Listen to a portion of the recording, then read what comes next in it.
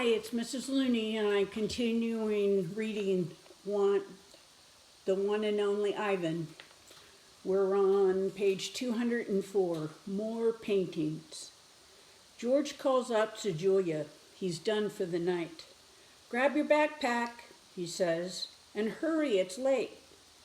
Gotta go, Ivan, Julia said. Julia doesn't understand.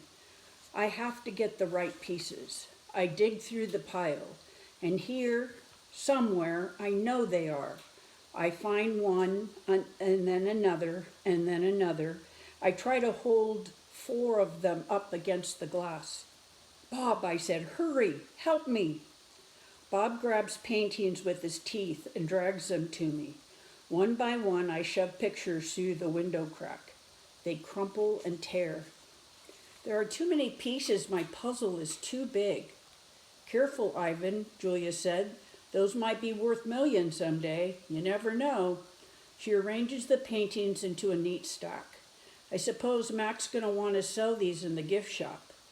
She still doesn't understand. I shoved more out of the hole and more, all of them, one after another. So Ivan's been painting, has he? George says as he puts on his coat. A lot, Julia says with a laugh. A whole lot. You're not taking all those home with you, are you? George asks. I mean, no offense to Ivan, but they're just blobs. Julia thumbs through the towering stacks of paintings.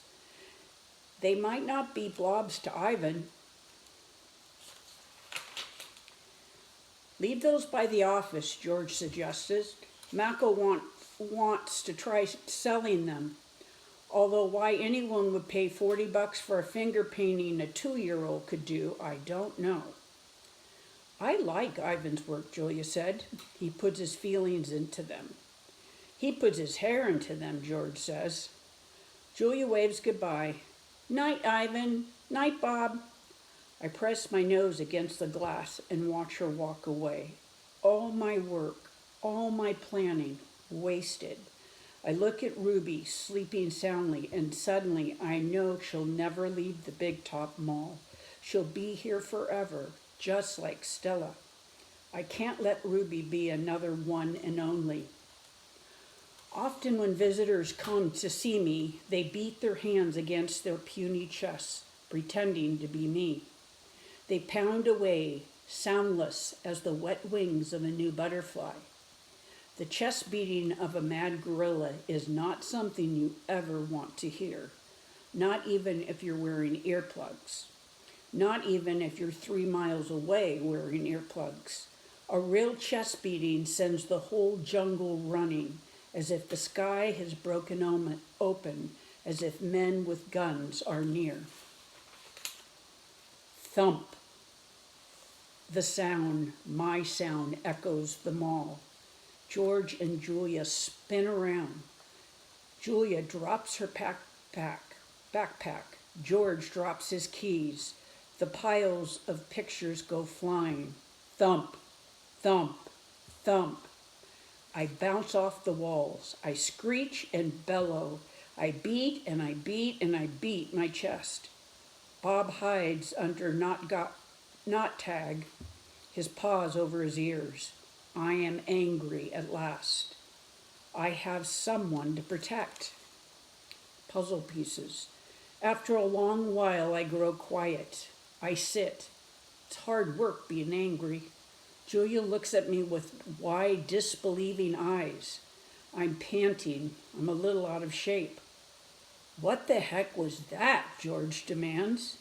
Something's really wrong, Julia says. I've never seen Ivan act this way. He seems to be calming down, thank goodness, George says. Julia shakes her head. He's still upset, Dad. Look at his eyes. My pictures are scattered all over the floor, like huge autumn leaves. What a mess, George said, sighing. Wish I hadn't bothered sweeping up tonight. Do you think Ivan's okay? Julia asks. Probably just a temper tantrum, George says. He reaches under a chair to retrieve a brown and red picture. Can't say I blame the guy stuck in that tiny cage all these years. Julia starts to answer, but then she freezes. She cocks her head. She stares at her feet where my pictures lie in disarray. Dad, she whispers, come see this. I'm sure he's another Rembrandt, George says. Let's pick these up and let's get going, Jules. I'm exhausted. Dad, she says again, seriously, look at this. George follows his gaze. I see blobs, many, many blobs, along with the occasional swirl. Please, can we just go home now? That's an H, Dad. Julia kneels down, straightening one picture, then another. That's an H. And here, she grabs some more pictures. Put this one here, and I don't know, maybe that one, you have an E. George rubs his eyes. I hold my breath. Julia is now running. She's picking up one picture and sets down another. It's like a puzzle, Dad. This is something. It's a word, maybe words, and a picture of something, a giant picture. Jules, George said, this is crazy. But he's looking at the floor too, wandering from picture to picture and scratching his head. H, Julia says. E, O. Ho? Julia chews her lower lip. H, E, O. And that looks a lot like an I. H, E, O, I.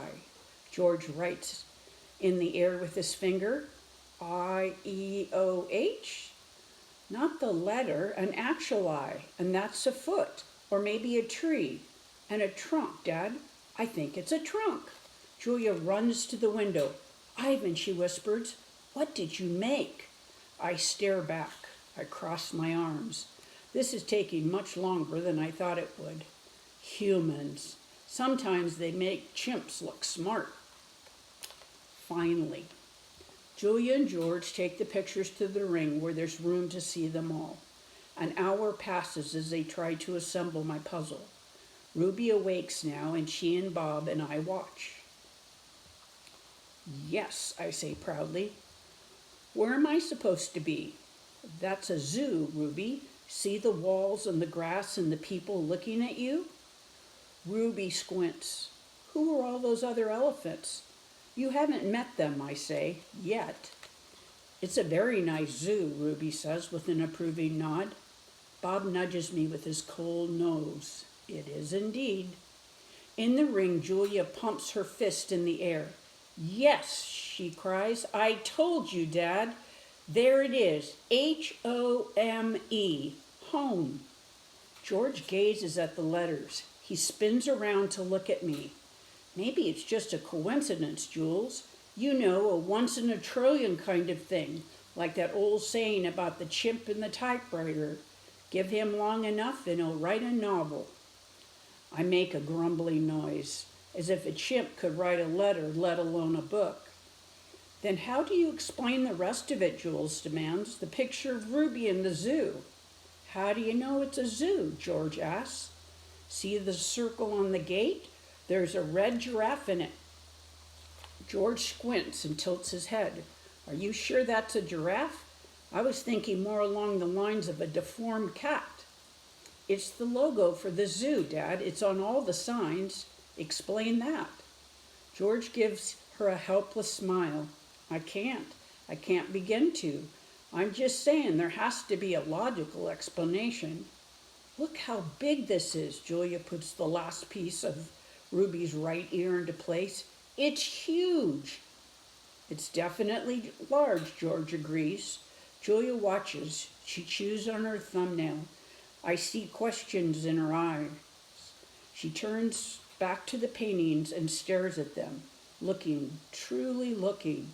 A slow smile dawns on Julia's face. Dad, she said, I have an idea, a big idea. Julia races around the edge of my paintings, spreading arms, her arms spread wide. Billboard big. I'm not following you. I think this is meant to be on the billboard. That's what Ivan wants. George crosses his arms over his chest. What Ivan wants, he repeats slowly, And you know this because you two have been chatting? Because I'm an artist and he's an artist. Uh-huh, says George. Julia clasped her hands together. Come on, Dad, I'm begging you. George shakes his head. No, I'm not doing that. No billboard. No way. I'll get the ladder, Julia said. You get the glue. I know it's dark out, but the billboard is lit. Mac will fire me, Jules. Julia considers.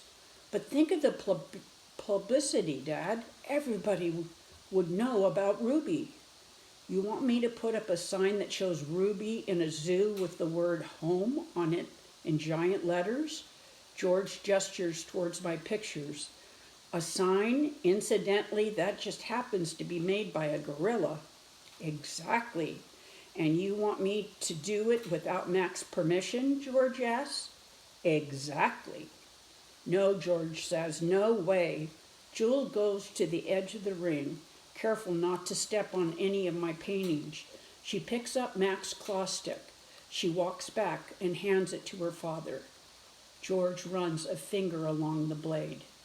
She's just a baby, Dad. Don't you want to help her? But how will it help, Jules? Even if lots of people see Ivan's sign, it doesn't mean anything's going to change.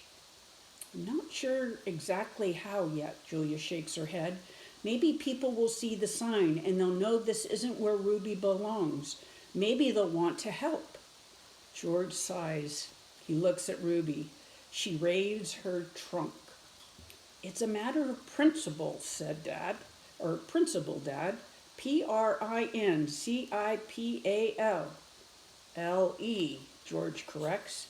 Dad, Julia says softly, what if Ruby ends up like Stella? George looks at me, at Ruby, at Julia. He drops the claw stick. The ladder, he says quietly. It's in the storage locker. The next morning, I watch Mac's car slam to a halt in the parking lot. He leaps out. He stares at the billboard. His jaw is open. He doesn't move for a long time. Mad human. A mad gorilla is loud, but a mad human can be loud too, especially when he's throwing chairs and turning over tables and breaking the cotton candy machine.